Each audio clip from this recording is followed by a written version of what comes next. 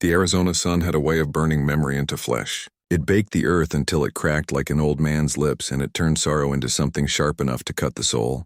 On that merciless afternoon of June 1874, Evelyn Carter stood before the blackened ruins of Fort Garland, the only home she had ever known, and swore to the sky that she would never forgive. The wind stirred her hair, tossing streaks of ash and dust across her pale face. The air smelled of smoke and death, the kind that lingers long after the fire dies out. Around her, the once proud outpost lay silent. The flagpole had splintered, its torn banner drooping like a defeated spirit. Horses lay sprawled in the yard, their flanks stiff with flies. The barracks, the stables, the command building had all gone, reduced to smoking timbers. And among the wreckage lay the bodies of her father and her younger brother. Captain Jonathan Carter had been a hard but honorable man, a soldier who believed in the banner he served. He'd taught Evelyn to ride before she could walk, to shoot straight and to keep her chin high no matter what the world threw her way. Her brother, Samuel, had inherited their father's fierce temper and his sense of duty. Both were gone now, taken by a raid led by a name she would never forget, Taza. The word hissed between her clenched teeth like a curse. She'd heard it whispered by the survivors who had stumbled back from the ambush. An Apache war leader, tall, fierce, and proud, his face painted in crimson and ash. They said he fought with the fury of the desert itself, and when he rode, his warriors followed like ghosts out of the rocks. To the soldiers, he was the devil incarnate. To his people, he was their protector. To Evelyn, he was the man who had destroyed everything she loved. She fell to her knees beside her father's still form, the heat of the embers glowing against her skirt. Her fingers brushed the edge of his uniform, now torn and darkened with soot. Tears refused to fall. Her grief had already turned to something harder. "I'll never forgive you," she whispered, her gaze locked on the horizon where the mountains shimmered like a mirage. Not him, not any of them. The chaplain who buried the dead tried to comfort her, saying that vengeance was the Lord's. But Evelyn wasn't listening to scripture anymore. The frontier had no patience for gentle faith. Out here, mercy was a luxury and hate was armor. When the soldiers rode out weeks later to hunt the Apache, Evelyn begged to go with them. They refused, saying no woman belonged in the saddle for such a mission. But Evelyn had never been one to accept what men decided for her. Months passed. The fort was rebuilt, but her heart wasn't. Evelyn left under the pretense of joining her aunt in Prescott, traveling with a merchant wagon train that cut through the harsh country south of Tucson. She rode alone, her father's revolver holstered at her hip, her mind filled with dreams of revenge. Every canyon, every whisper of wind through the mesquite trees reminded her of the man she hated, the shadow she longed to face. The desert, however, had plans of its own. It was 3 weeks into the journey when fate turned its cruel eye upon her. The wagon train camped near a dry riverbed, the firelight flickering across faces worn by dust and distance. That night before dawn had even touched the sky, a pack of bandits descended like jackals. They weren't Apache. These were white men, deserters and thieves who preyed on travelers too far from any law to save them. The air filled with shouting and gunfire. Evelyn grabbed her revolver and fired into the dark until rough hands seized her. She fought, kicked, and bit, but they overpowered her. The last thing she remembered was the crack of a rifle and the sting of smoke before everything went black. When she awoke, she was tied to a saddle, her wrists rubbed raw against the rope.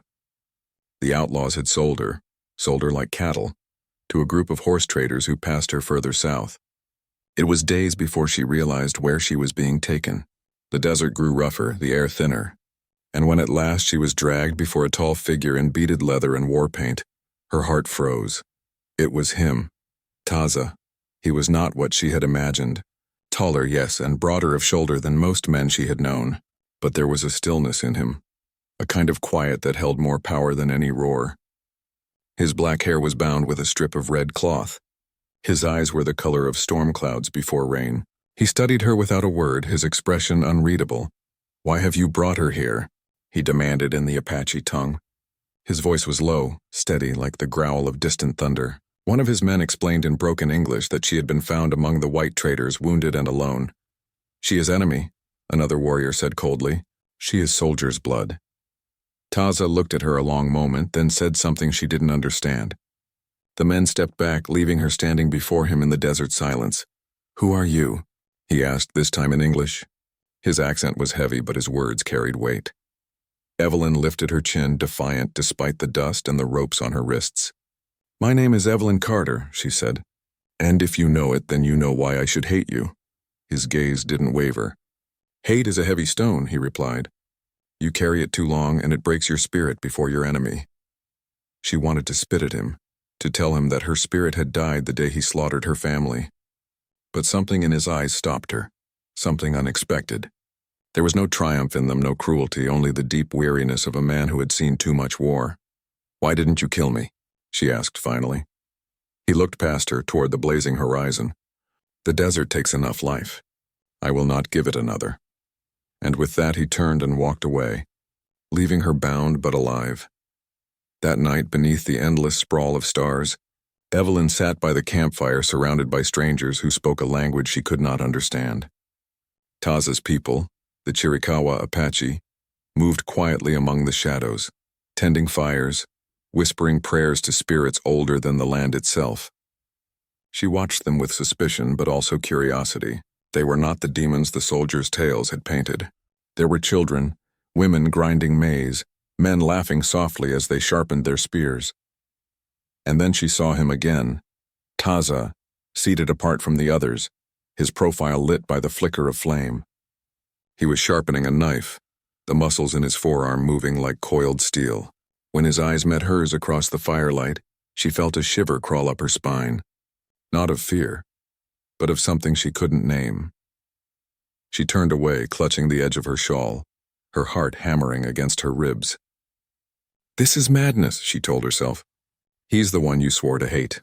But deep down, beneath the ashes of anger, a spark had begun to glow, one she didn't understand, and one she feared even more than hate itself.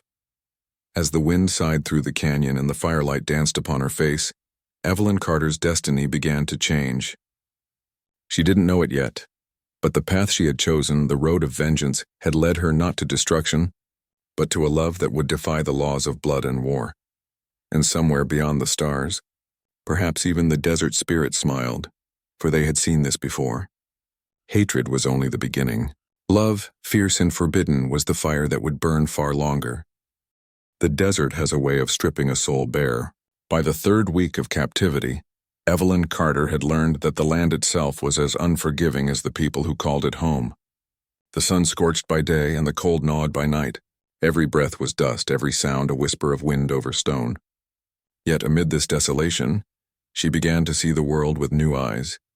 The Apache camp sat hidden in a crescent valley surrounded by cliffs that glowed red at dawn. There were no walls, no watchtowers, only the sharp eyes of sentinels and the deep understanding of the terrain. Evelyn had imagined her captors as savages, but what she saw instead were families. Men worked the horses, women tended fires, children laughed among the junipers. Their language flowed like music, soft, rhythmic, and full of life. And then there was Taza. He rarely spoke to her. He didn't treat her as a prisoner, nor did he treat her as a guest. He kept his distance, though his shadow always seemed to linger nearby. A quiet guardian who neither trusted nor harmed her. Some nights she would wake to find him standing by the fire, eyes scanning the horizon, his silhouette carved by moonlight like a spirit from another age. It was in those moments that her hatred wavered. For the first time since the massacre, she saw him not as a faceless enemy, but as a man burdened by the weight of his people's suffering. One evening, after a long day helping one of the Apache women gather herbs, Evelyn sat by the stream that wound through the canyon. The water reflected the fading light of dusk, painting ripples of gold across her tired face. She dipped her hands into the cool current and thought of Fort Garland, of her father's firm voice, her brother's laughter. The ache of memory cut deep. She didn't hear him approach until he was close enough for his shadow to fall across her. "You learn quickly," Taza said in his calm, low voice. He gestured toward the small bundle of sage and roots she had collected. "I watch," she replied warily. "And listen," he nodded once. "Good. The desert speaks, but few have ears to hear it." She glanced up at him. The setting sun turned his bronze skin to fire. "You talk about the desert as if it were alive." "It is," he said simply. "Everything here breathes, even the rocks. The wind carries the voices of those who came before us." Evelyn shook her head slightly, a smile ghosting her lips. Where I come from, the wind just blows dust and trouble. At that, a rare glint of humor touched his face. It does that too. A silence fell between them, soft but charged. She studied him, the proud line of his jaw, the scars that marked his arm, the steadiness in his eyes. For a moment, she wanted to ask him why he had spared her, but something in his expression warned her not to. There was pain there, not the fresh sting of cruelty, but the old, buried kind that never truly fades. Later that night, the camp gathered around the fire for a ceremony. Drums beat slowly, echoing through the canyon walls. Flames licked the air in golden tongues, casting moving shadows across painted faces. Evelyn sat apart, watching as the dancers circled the blaze, their movements graceful, primal and filled with reverence. When Taza stepped into the ring, the air seemed to shift. He moved not like a warrior, but like a spirit, every step measured, every gesture carrying the weight of generations. His deep voice rose in a low chant, words she could not understand but felt in her bones. It was a song of mourning, of battles fought and lives lost. And when his gaze met hers across the firelight, something inside her broke. She saw in him the mirror of her own grief, a soul scarred by loss, bound to a world that demanded blood for blood. When the dance ended, Taza came to her. His chest still glistened with sweat, his breath steady. "You do not belong here," he said softly. "Yet you do not belong where you came from anymore, do you?" Evelyn looked down, unable to meet his eyes. "I don't know where I belong." "You will," he said. "The desert will show you." Then he turned away, leaving her alone with the pounding of her heart and the haunting rhythm of drums that echoed long after the fire died. Days passed. The Apache life became part of her. The sounds of the camp, the scent of mesquite smoke, the laughter of children who no longer feared her. She learned to ride bareback, to read the tracks of coyotes, to move silently through the brush. The women taught her their ways, and she began to understand their world, a world her people had never tried to see. Yet the nights belonged to her thoughts, and to the quiet that Taza carried with him like a second skin. One night, when the moon hung low and silver over the canyon, Evelyn wandered from the camp, unable to sleep. The desert shimmered with pale light, and the air smelled of sage and night-blooming flowers. She followed the sound of the stream until she found him again, seated upon a rock, sharpening his knife beneath the stars. "You shouldn't walk alone," he said without looking up. "There are cougars here. And worse? I've faced worse," she murmured, stepping closer. "Men, mostly." A faint smile touched his lips. "That I do not doubt." She hesitated before sitting beside him. For a long moment, neither spoke.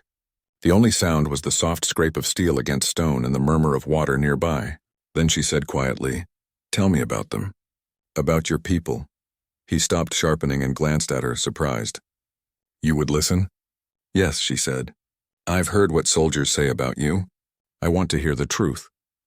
He was silent for a while, then began to speak. Of the mountains they called sacred. Of the rivers that once ran freely before soldiers built forts and fences. He spoke of broken treaties and dead sons, of women taken, children lost. His voice did not rise in anger. It carried the calm of someone who had lived too long with pain to waste it on rage. When he finished, Evelyn felt tears burning behind her eyes. "I didn't know," she whispered. "All my life I thought," he interrupted gently. "You thought we were savages." She nodded. "And now?" he asked. She looked at him, really looked. "Now I see we were the ones who came as savages." Taza's gaze softened, though his voice remained steady. "You see with your heart now. That is good."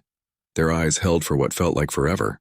Then the silence deepened, not empty but full of something unspoken. When his hand moved, it was only to adjust the knife beside him, yet her pulse jumped. Their shoulders brushed, a fleeting touch that sent warmth through her like the sudden crack of fire in dry grass. She stood quickly, heart racing. "I should go back," she said. He didn't stop her, but his eyes followed her every step as she walked into the moonlight. And she knew, without daring to admit it, that something had changed. Back at her tent, Evelyn lay awake long after the camp had gone quiet. The desert outside pulsed with life, the rustle of wind, the distant cry of a coyote. She pressed her hand to her chest, feeling her heartbeat wild and uncertain. It was madness, she told herself. He was her enemy. The man whose name had once been the breath of her hatred, and yet that same name now stirred a strange longing she could neither understand nor deny. She turned toward the flap of her tent, watching the thin blue glow of dawn creep across the horizon. The wind whispered through the sagebrush, soft as a promise. Somewhere out there, beneath the same moonlight, Taza moved through the shadows, a warrior, a leader, a man of fire and silence. And Evelyn Carter, who had sworn to hate him with every fiber of her being, felt her heart tremble for the first time in her life. The desert had begun to change her, and she feared it was already too late to turn back. The summer heat came early that year, sweeping across the canyons like a living flame. The desert shimmered with mirages, and every stone seemed to breathe heat into the air. For the Apache, it was the season of testing, when warriors hunted deep into enemy country and spirits whispered from the mountains. For Evelyn Carter, it was the season of awakening. Weeks had turned into months since she'd been brought to the Apache camp. What began as captivity had become something far stranger, something she no longer had words for. She still wore her pale dresses and leather boots, reminders of another world, but her heart now beat to the rhythm of drums and desert winds. She spoke their words haltingly, learned their customs, even began to dream in their tongue. And always there was Taza. He had become her guide, her protector, and against every vow she had ever sworn, the center of her thoughts. She tried to fight it, reminding herself of her father, of Fort Garland's ashes, of the oath she had made beside his grave. But each time she looked at Taza, when the dawn light touched his face, when his laughter broke the silence of dusk, her resolve weakened. He carried his pain like armor, but he also carried something rarer, an unspoken gentleness that had nothing to do with weakness. It was that gentleness, not his strength, that undid her. One morning, as the sun crept over the horizon, Taza rode out with a band of warriors. Rumor whispered through the camp that the U.S. cavalry was moving south again, led by a new officer determined to end Apache resistance once and for all. Evelyn watched him saddle his horse, her heart caught between dread and pride. "You shouldn't go," she said. "You'll only bring more blood." Taza paused, tightening the strap across his chest. "I do not ride to seek blood. I ride to keep it from spilling." "But they'll never see it that way," she pressed. "To them, you're still the enemy." He turned to her, his expression unreadable. "And to your people, what are you now?" Her breath caught. He wasn't cruel in asking, just honest. "I don't know," she admitted. Taza nodded once. "Then perhaps both of us have no place left but the truth. And the truth is this: I cannot let my people be hunted like wolves." She stepped closer, her hand brushing his arm before she realized it. "Then let me come." His eyes softened. "No, White Dove. The path ahead is not for you." Her breath trembled. No one had ever called her that, and White Dove, the name soft on his tongue, half in his language, half in hers. "Then promise you'll return," she whispered. He did not answer. Instead, he touched 2 fingers to his chest, then to hers, a gesture she had seen him give to his warriors before battle. And then he rode away, the thunder of hooves fading into the wide, merciless horizon. Days turned to nights, and still he did not return. The camp grew tense. Smoke from distant fires marked skirmishes in the valleys. Evelyn helped tend the wounded that came back, young men proud and broken, their eyes haunted. She could no longer tell who was right or wrong. All she saw was pain, endless, senseless, devouring everything it touched. When Taza finally returned, his horse was bloodied, his face streaked with dust and exhaustion. Evelyn ran to him before she could stop herself. He swayed in the saddle, half conscious, and when she reached up to steady him, his weight collapsed into her arms. That night, as she cleaned his wounds by firelight, she saw the marks of war carved across his body, scars old and new, each a testament to the life he had chosen. When he woke, she was sitting beside him, her hand resting lightly on his chest, feeling the slow, steady rise of his breath. "You should have let me go with you," she said softly. He managed a faint smile. "If you had, who would have stopped me from dying?" She shook her head, trying to hide her tears. "You make light of it, but I thought I'd lost you." Taza's gaze held hers. "You cannot lose what is already part of you." Her breath caught. The words hung in the air like smoke, fragile, impossible to grasp. She wanted to speak, to deny them, but she couldn't. The truth of them burned too deep. A few nights later, scouts returned with grave news. The cavalry had found their trail. Lieutenant James Barrett, a young officer newly assigned to the frontier, had sworn to crush the Apache resistance. And worse, Evelyn recognized the name. Barrett had served under her father. He had once courted her years ago before the war between blue coats and feathers had poisoned everything. When she told Taza who Barrett was, his expression darkened. "Then he will not rest until he finds us," he said. "James isn't cruel," she insisted. "He's misguided." "If I could talk to him," Taza's voice cut through her words, low and final. "If you go to him, he will not see Evelyn Carter. He will see a traitor standing with the enemy." Still, she could not bear the thought of more death. "If I can stop the fighting even for a day, isn't it worth the risk?" Taza looked at her for a long, silent moment. Then he said, "You have the courage of the hawk. But courage does not always mean wisdom." She met his gaze steadily. "Neither does fear." A slow, reluctant smile touched his lips, the kind that made her heart ache. "Then may the spirits walk with you, White Dove. But if you do not return, know this, I will come for you." Evelyn rode out at dawn, dressed in borrowed buckskin, the sun catching on her pale hair as she descended into the open plains. She found the cavalry camp by midday, a line of white tents pitched like scars upon the desert. The sentries almost didn't recognize her, not with the Apache beads woven into her hair and the desert dust on her skin. When Barrett saw her, his shock turned to disbelief. "Evelyn, my God, what have they done to you?" "They've done nothing," she said. "They saved me." "Saved you?" His face twisted. "You're living among murderers. Don't you see what they are?" "And what are we, James?" she demanded. "The ones who burn their homes? Who steal their land?" He flinched, the words cutting deeper than bullets. "You don't understand." "I understand enough," she interrupted. "They're not demons, James. They're people, fighting to live just like us." But the soldiers were listening, and her words turned the air sharp. Barrett's authority faltered. "You should have stayed dead," one trooper muttered. "You're no better than they are." Evelyn knew then she couldn't change their hearts with words alone. And worse, she realized Taza's warning had been true. They would never see her as one of their own again. That night she tried to slip away, but the soldiers caught her. Barrett tried to reason, even begged her to stay. "Evelyn, you're blind," he said, gripping her arm. "That savage will turn on you the moment it suits him." She tore her arm free. "You don't know him. You don't know me." And then the desert erupted in fire and thunder. Gunshots echoed through the night as Taza and his warriors struck from the ridges. Evelyn ran into the chaos, shouting for them to stop, but no one could hear her. Horses screamed, rifles flashed, and the air filled with the bitter tang of smoke and blood. Barrett drew his pistol, and she saw him aim, not at her, but at Taza, who had appeared through the smoke, bow drawn, eyes locked on the man who threatened the woman he loved. Evelyn didn't think. She threw herself between them. The rifle cracked, and the world exploded in sound and pain. Taza was on her in an instant, pulling her down, shielding her with his body. Another shot rang out, and he staggered. She felt his blood, hot and slick, spill across her hands. "No!" she screamed. "Taza," he caught her wrist, his voice a whisper against her ear. "Do not cry, White Dove. The desert does not weep. It remembers." She pressed her hand to his wound, desperate, trembling. "Don't you dare die on me." But his eyes were fading, the strength leaving him like sand through fingers. Around them the battle roared on, men dying for pride, for fear, for ghosts of old vengeance.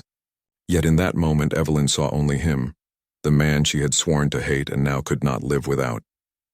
As dawn broke over the blood-stained sands, the shooting ceased. The soldiers retreated, broken and leaderless. Evelyn knelt beside Taza, her tears falling at last. Love, she realized, was as cruel and boundless as the desert itself. And it would not let her go, not now, not ever.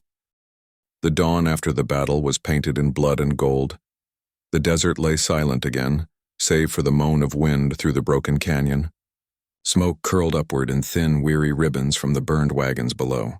The U.S. cavalry had retreated with their wounded, and the Apaches had melted back into the stones, ghosts returning to the land that had birthed them. And amid that silence, Evelyn Carter knelt beside the man she thought she had lost. Taza's breath came shallow and ragged. The bullet had grazed his ribs, tearing through flesh but sparing the bone. He was still alive, and barely. Evelyn had pressed her hands against the wound through the long hours of night, whispering prayers she had long stopped believing in. Now, as the first light of morning touched his face, she knew the battle for his life had only just begun. "Hold on," she murmured, brushing sweat from his brow. "You're not leaving me. Not now." His eyelids fluttered and his cracked lips curved faintly. "Still giving orders, White Dove?" Tears burned her eyes, half relief, half fury. "You're lucky I'm here to give them." Taza's faint smile faded, his face tightening with pain. "They will come again," he whispered. "Your soldiers.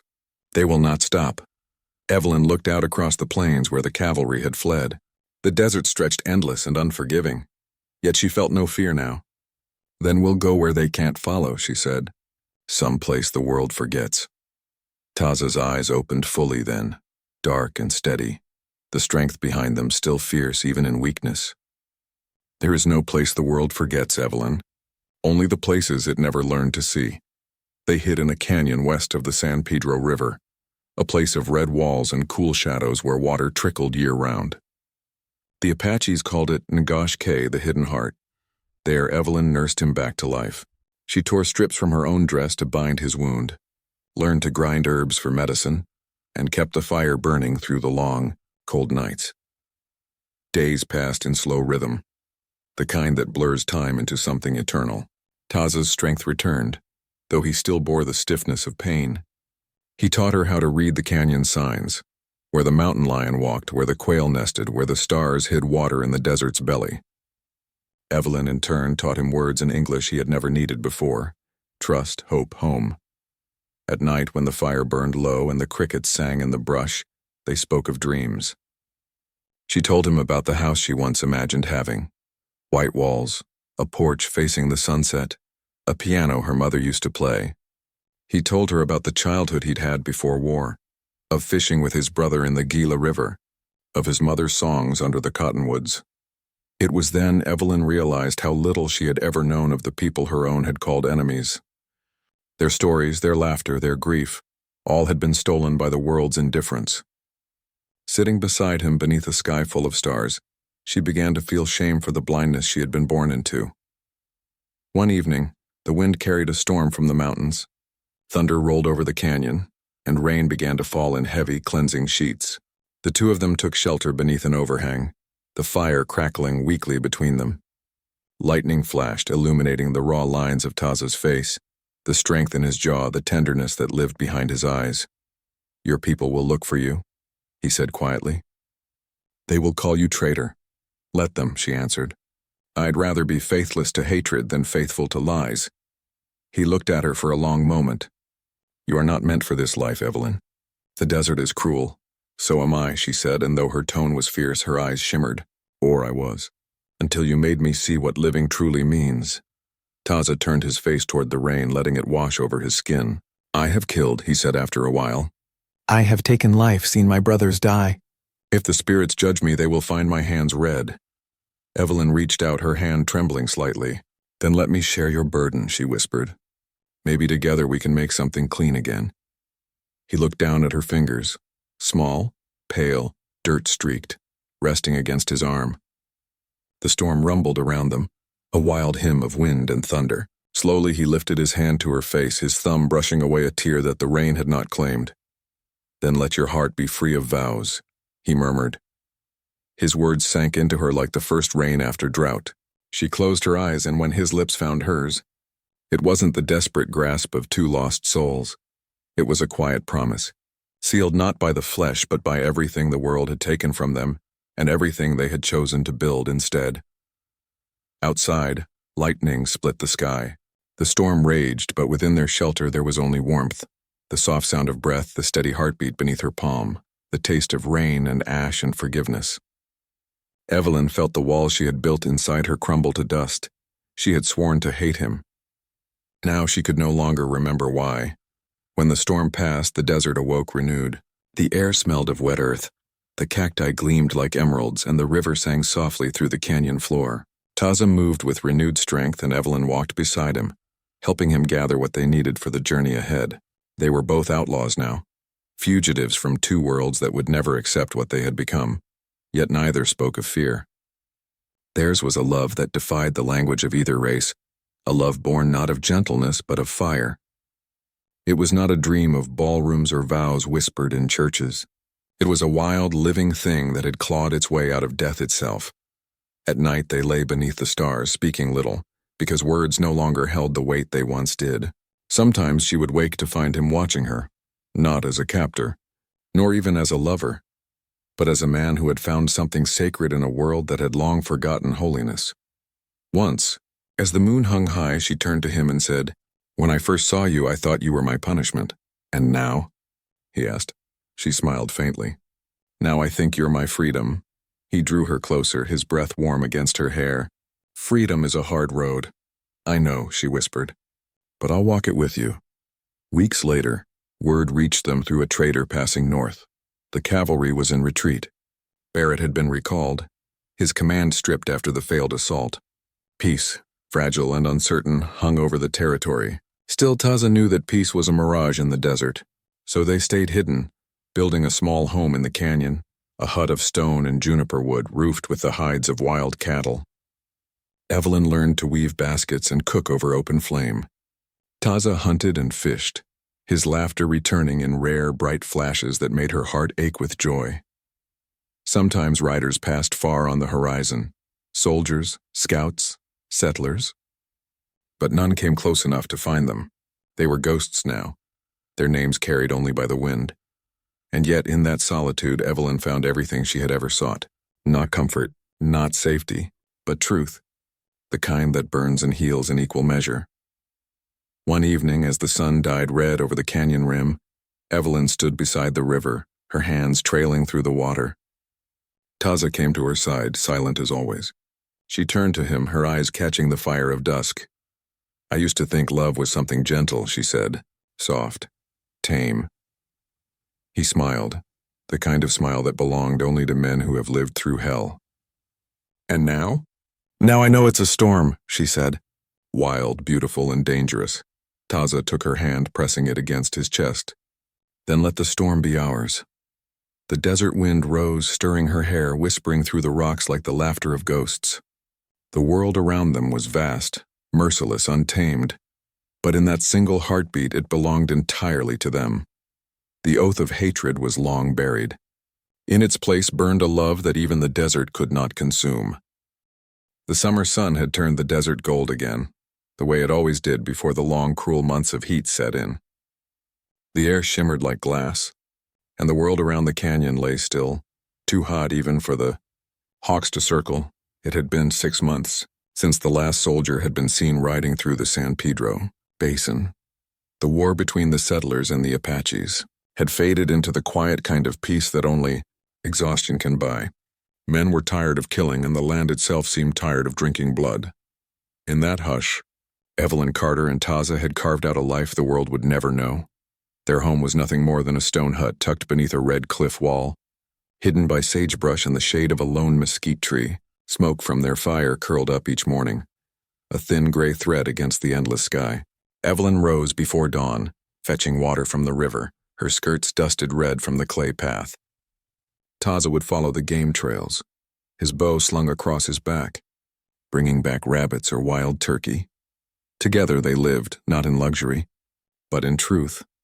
And though the desert was harsh, it gave them something the world beyond could not: peace without judgment.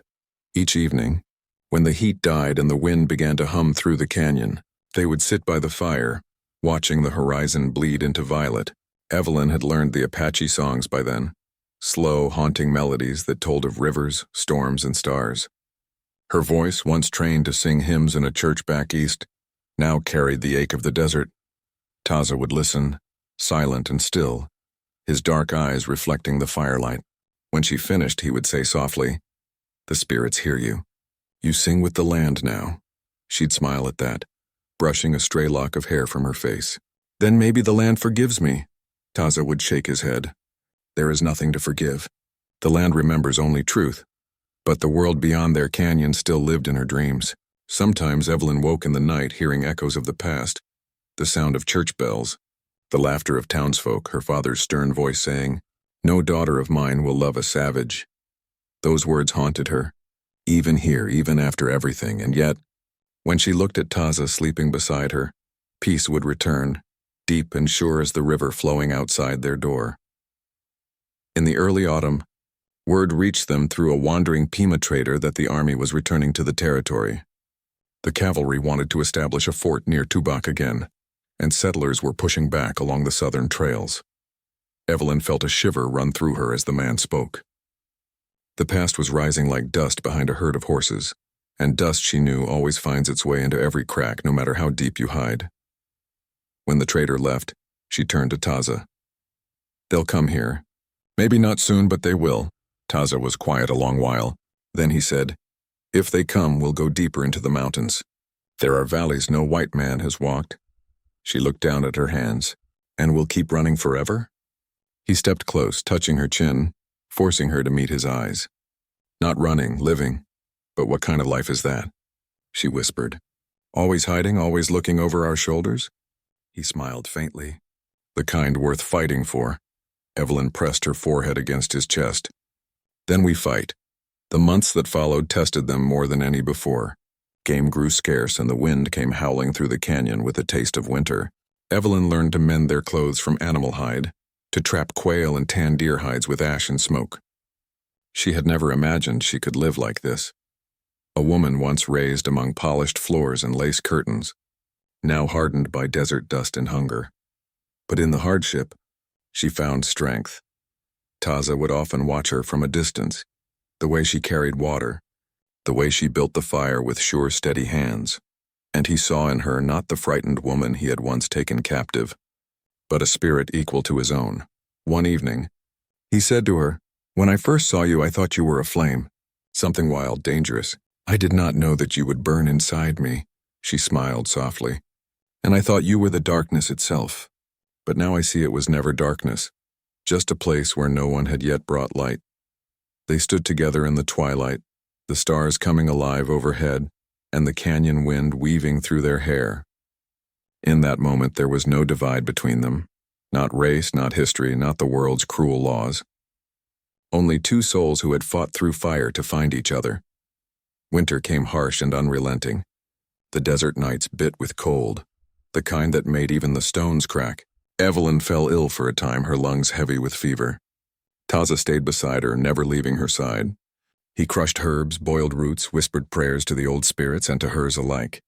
When she finally woke, weak but breathing, she found his head bowed beside her hand.